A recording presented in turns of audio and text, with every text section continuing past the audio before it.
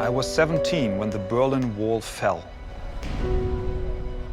It was a symbolic moment for many around the world, but it was especially important for those of us in Germany. When the country was reunited in 1990, we suddenly had access to thousands of people who had grown up in the atheism of communist East Germany. I knew then that these were important moments because I saw the renewed evangelistic zeal in my father.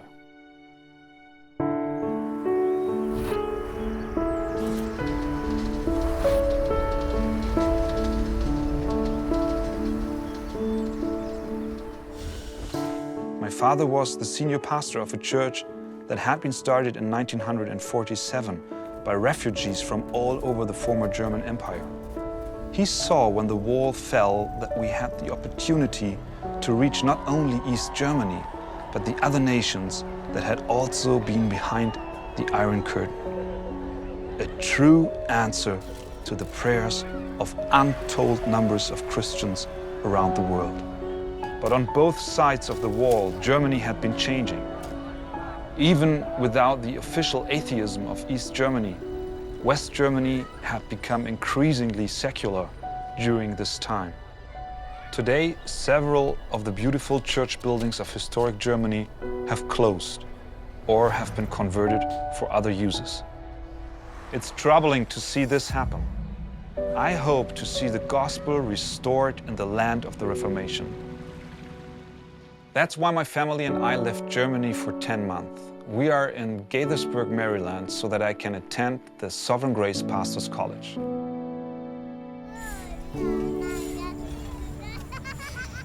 My grandparents from both sides were all Christians.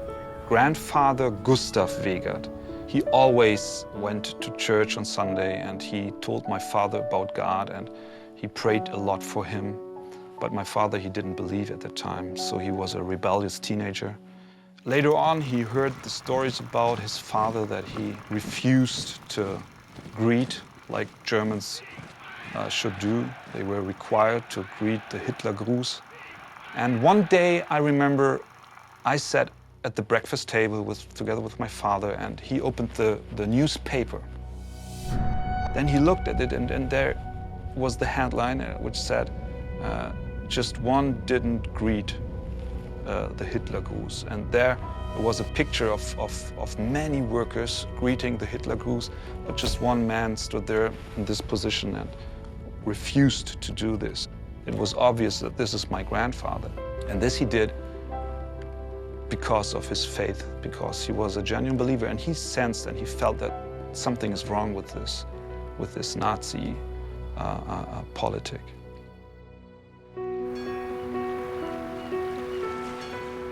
My father is a humble, a joyful, and a godly man. His goal is to honor God in his private life and in his ministry. There was a time when he was disappointed and he was in a point in his ministry where he thought to quit it. And then my mother came home with a book called The Forgotten Spurgeon, written by Ian Murray. One day, my father sat on the couch and he saw this book and he thought, well, let's see what kind of book it is. And he opened the book and he found the sentences marked by my mother. Suddenly, he began to understand, because the content was about the gospel of grace and was about God's love. And it was like God would meet him in a new way. After this experience with this little book, The Forgotten Spurgeon, I tried to talk with other pastors of my area about this subject. And nobody could understand my question. And then a man, he is called TED trip. And this man came to Germany and he heard about me and he came to our church and he said to me, "You are a Pentecostal pastor? You are now a converted Calvinist? I have a good idea. There is a young movement in America, it's called Sovereign Grace." And then I asked him, "Give me addresses, give me persons, give me telephone numbers, give me email addresses, give me. And so one day I got from Dave Harvey an answer and he said, "Here I am. We are ready to come to Germany."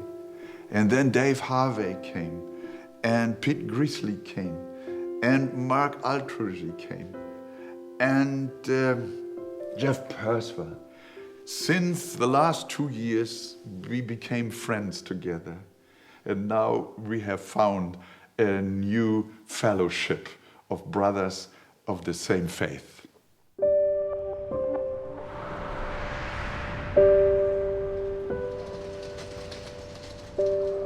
Als dann der Krieg vorbei war, besonders der Zweite Weltkrieg, dann gab es wieder neu ein Fragen nach Gott.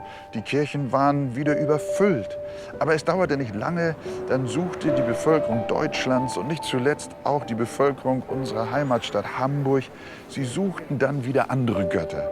Und insofern ist auch Hamburg eine ganz und gar liberale Stadt geworden, die das Evangelium verworfen hat. Deshalb sind auch ihre Kirchen leer. Und da die Menschen ja doch Hunger nach Wahrheit haben, kommen sie auch in unsere Gemeinde. Und wir freuen uns, dass die Arche-Gemeinde wächst durch die Gnade Gottes. Und wir geben dem Herrn Jesus allein die Ehre. Und in diesem Zusammenhang haben wir auch Christian Wegert, meinen Sohn, nach Amerika gesandt zu dem Pastors College von Sovereign Grace nach Gaithersburg. Und er ist nun so erfüllt, so reich gesegnet, dass er wieder nach Hause kommt und dass er mit einer unserer Pastoren wird.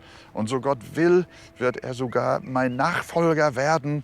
Und wir alle als Pastoren gemeinsam wollen stark daran arbeiten, dass doch unser Land erneuert werden kann und eine neue Reformation auch entstehen kann. Wolfgang's a uniquely gifted guy, and that will be obvious to anybody who met him for more than a minute. He's built a wonderful church. And he's also affected many other churches and leaders across the German-speaking world and into Eastern Europe. Christian is just one example of why the Pastors' College is so important. And so therefore, if we can train men to be preachers of the gospel, to be pastors of churches, to be planters of churches, be they from within Sovereign Grace or outside of Sovereign Grace, that doesn't matter. But what matters is men are being raised up to preach the gospel. And so I can't think of anything more important in Sovereign Grace than this. I'm sure there could be other things, but for me, I have a passion to see men raised up to preach the gospel, and the Pastors' College is doing that very thing.